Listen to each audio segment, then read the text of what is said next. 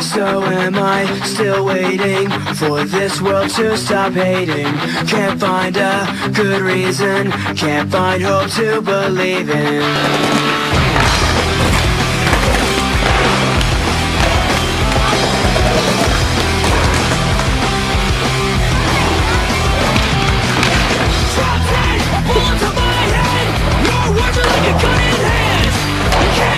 The state of the nation, we just need some motivation. 3 times I've seen no conviction, just lies and more contradiction. So tell me, what would you say? I'd say